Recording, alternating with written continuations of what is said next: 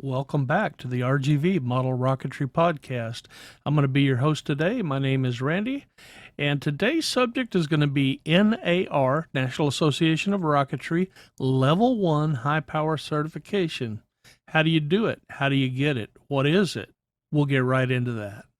So, Level 1 in high power rocketry is a certification given by the certifying agency, whether it be NAR, National Association of Rocketry, or Tripoli Rocketry Association, TRA. Today we're going to be focusing on the NAR, High Power Level 1 certification. What is it? A High Power Level 1 certification gives you the ability to purchase H and I class model rocket motors. H and I are certified as high power, and most vendors will not sell you those motors without a high power certification by a certifying agency.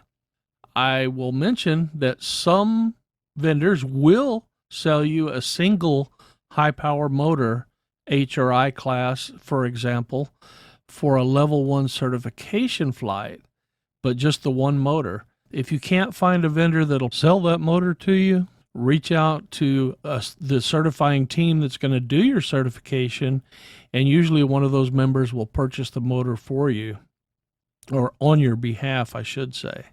So that's what level 1 certification is. How do you do it?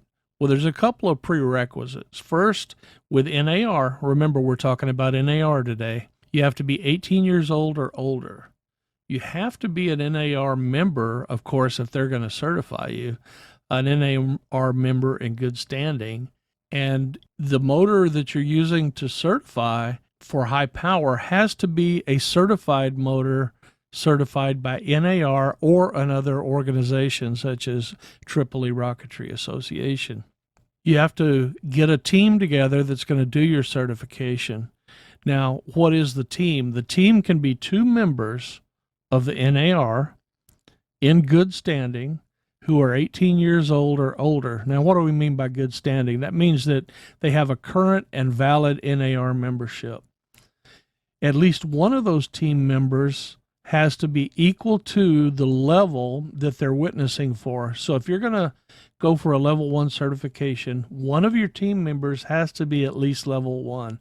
The other doesn't have to be certified. They're just a witness, but at least one of the members must be at the same level that you are wanting to certify for. Now, there's a caveat to that. For level 1, it can be witnessed by a single NAR team member, a single person who's an NAR member in good standing as long as they're level 2. If you have a single level 2 team member, then the 2 witness rule is waived. You only need that one person, but they have to be level 2 and they have to be a member in good standing. Now, I want to also mention that all certifications have to be in person. So in other words, you can't make a videotape of your certification attempt and send it to your certification team and ask them to certify you. That won't work. So what are the certification procedures? How do you do it once you've put all the prerequisites and you have your team together? Well, of course, at the launch that you're going to attempt your certification at, you have to have enough appropriate team members as described in the certification team above, either one member level 2 or 2 members, at least one of which is level 1. They have to be present at that launch. There has to be a waiver in place that's appropriate for the flight that you're going to fly. So if you're going to try a level 1 flight that's going to go to 5,000 feet and the waiver is for 3,000 feet, that's not going to work. So make sure that there's a waiver in place appropriate for your flight. The candidate, that's you, must have built the rocket. You can't fly somebody else's rocket. It can be scratch built, it can be a kit, it doesn't matter, as long as you built the rocket. It can be a cluster or a staged flight. What's a cluster? If you're just getting into rocketry, you may not know. A cluster is multiple motors in a single rocket that all light at the same time, or staged. So one motor lights and then a second motor ignites at a different time. We're not going to go into what all that is, but just know that if you're flying a cluster or a staged rocket, at least one motor in that rocket has to be H or I, which is the requirement for level 1, H or I motors. It can be a single-use motor. It can be a reloadable motor. It doesn't matter. They're both acceptable. But if it's a reloadable motor, you've got to have one of your certification team members present while you assemble that motor. Once you got the motor assembled, the rocket's ready to go. Make sure that you complete the applicant section of an NAR Level 1 high power certification application before the flight. Doing it afterwards, they may allow you to do it, but it's not appropriate. The rocket has to go through a safety inspection prior to flight. Now be prepared. Whenever you go into this inspection, there may be an oral exam, probably will be an oral exam, where they're going to ask you to identify, for example, your center of pressure. Show it to me. Where's it at? Where's your center of gravity? Which one of those has to be further forward? That may be a question they ask you. What type of recovery are you using? What's your caliber of stability? And you'll have to know what that is. That means your relationship of center pressure to center of gravity. Center of gravity always has to be forward of the center of pressure. Otherwise, the rocket won't be stable. These are things you have to know before you go into your level 1 flight. They may ask you, I see you're flying a H-128. What does that mean? And you'll have to describe what the motor designator means. What's your thrust to weight ratio? What's your anticipated speed off the rod, etc., etc. A lot of these can be garnered by using a piece of software such as OpenRocket or RockSim. I'm not endorsing either. I use both. And you can enter all of the dimensions, all of the weights, all of the components in your rocket into these softwares, and it'll actually do a nice little CAD drawing of your rocket. And it'll also calculate your center of pressure. The center of gravity will be calculated, but you need to verify that after the rocket build is complete by doing a manual test to see where the center of gravity is at. I suggest putting markers on your CP, your center of pressure, and your center of gravity, CG, so that you can quickly identify them for the certification team. They can be removable stickers if you don't want to leave them on there, but that really helps to get through the safety inspection process. If you have a printout from those softwares, that's a huge advantage to present to your certification team and help them be comfortable with your flight, just as you should be comfortable with your flight before you begin. Now, the flight has to be witnessed in person by your certification team or by that single level 2 certification member. And it's got to be a safe flight. You can't have any catastrophic failure of the airframe. If the airframe buckles, shreds, bends in half, comes apart, that's a failure. Failure of the recovery system. If the parachute shreds or breaks when it comes out, the shock cord breaks. If the motor has a catastrophic failure, even if it's not your fault, if the motor has a catastrophic failure, then it's not a successful certification attempt. Now, let's make the presumption that you had a successful flight. We all know you will. Then you have to return the rocket to the certification team for a post-flight inspection. And what they're going to be looking for is, can it fly again without major repairs? They're not going to gig you for something that might be normal maintenance. For example, the shock cord looks like it has a charred portion in it. It did not break, but I want to replace the shock cord before my next flight. That's normal maintenance, and that's allowed. But for instance, if it zippered the entire side of the rocket, a zipper is when the parachute comes out too early or too late and the rocket is moving too fast and the shock cord rips the side of the rocket open. A tiny zipper may or may not disqualify you, that's at the discretion of the certification team. But if it zippers the whole side of the rocket out where you're going to have to replace the entire tube, that's not normal maintenance. And that will probably be classified as I'm not going to say a failure again, but let's just say a disqualifying reason. So, as I said, some of the items are left to the discretion of the certification team. It's my suggestion not to argue with the certification team if they say, that's not going to pass because this happened, XYZ, whatever it may be, because what's the worst thing that's going to happen? You get to fly the rocket again and try another attempt. It's all fun. It's all good. What are the responsibilities after the flight? The certification team is going to fill out an affidavit that's part of the certification application. They're going to fill out your level 1 temporary certification card, which is on the application.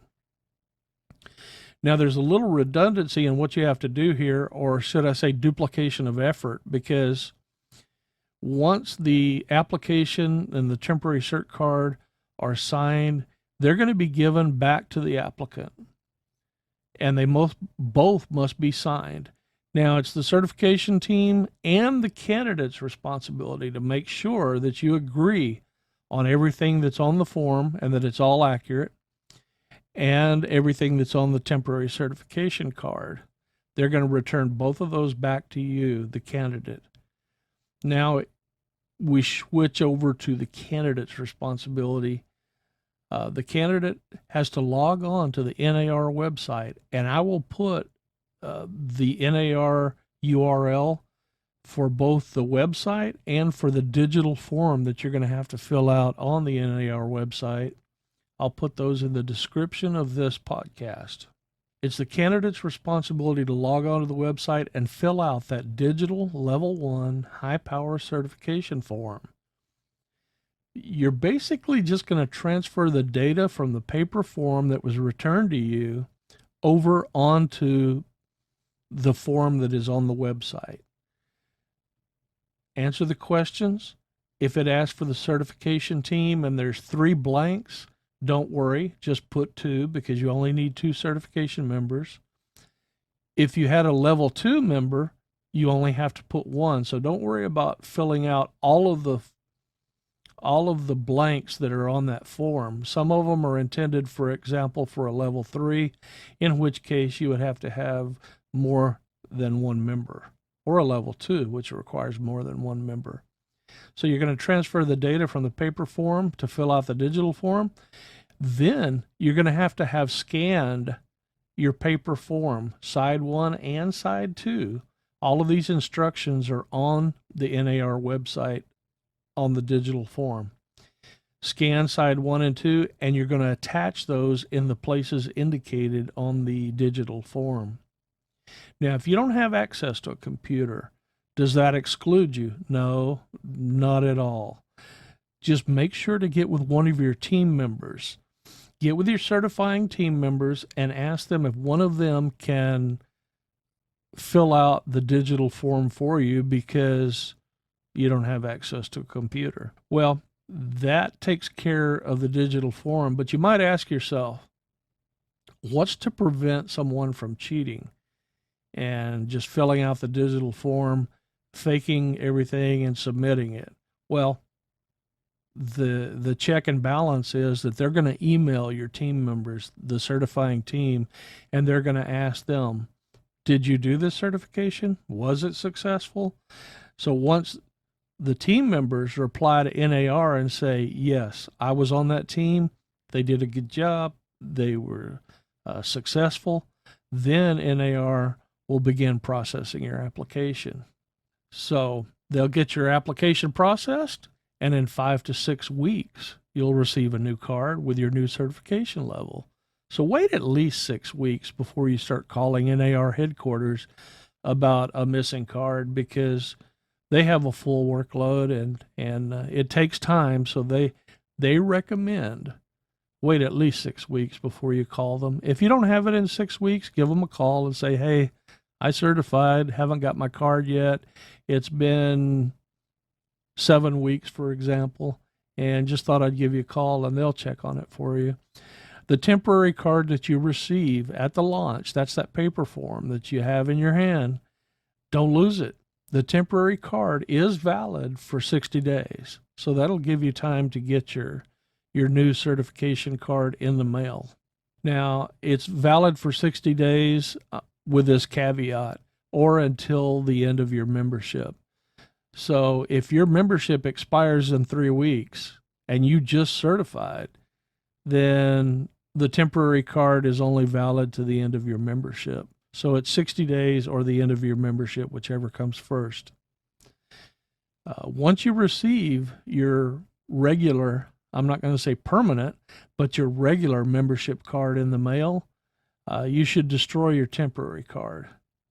If you want to make a digital copy of it for a souvenir, that's fine. But according to NAR, this is not my my theory on it. According to NAR, you should destroy your temporary card after you receive your new membership card in the mail.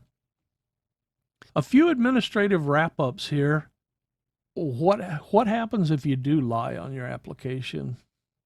Falsification by the candidate will, it doesn't say can, it says will result in revocation of high power certification.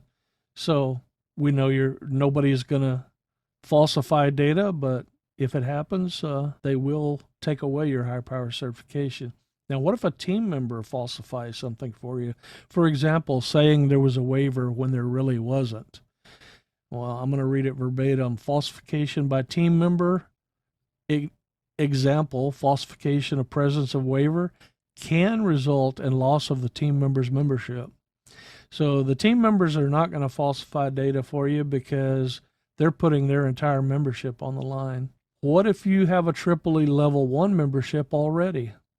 Well, EEE Level 1 members can get an NAR Level 1 by being an NAR member, filling out the high power application, the same form that someone does if they're doing their high power from scratch. Only the ID portion, though, the flight safety inspection and all that's not required in this instance. And then attaching proof of their EEE high power certification. And then asking NAR to grandfather their Level 1 onto their NAR membership. Do you have to join NAR to fly at an NAR launch? No, not if you're a EEE member. EEE certifications will be honored at NAR launches upon presentation of proof of TRA certification. So as long as you can present your EEE membership card at the NAR launch, most NAR organizations will allow you to launch at your EEE certification level, be it level 1, 2, or 3. Now, there's a caveat to that also, though.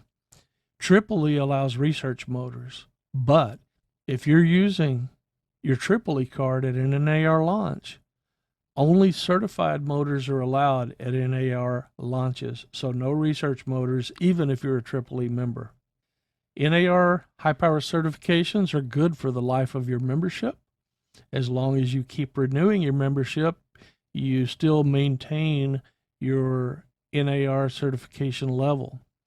If your membership lapses, however, you lose your certification, but you can get it back by renewing your membership and requesting that your certification be reinstated. So I guess in that sense, it's kind of a lifetime certification as long as your membership is in place and valid. And if your membership ever, you forget to renew it, for example, then when you do renew it, make sure to request that your certification be reinstated, and NAR will reinstate that membership for you. So that's it. That's a little bit about NAR certifications at level 1. Next time we meet, we're going to go over the level 2 certifications, maybe not as in-depth as we did on level 1 because a lot of the same things still apply, but we'll look at what's different between level 1 and level 2 and what's necessary to get your level 2 National Association of Rocketry certification. All right, guys, that's it for this week. We hope you enjoyed the podcast, and we'll try to get another one out next week. If not, at least within the next couple of weeks on Level 2 certification. We hope to see y'all then. Keep the pointy end up, and I'm Randy with the Rio Grande Valley Rocketry Podcast.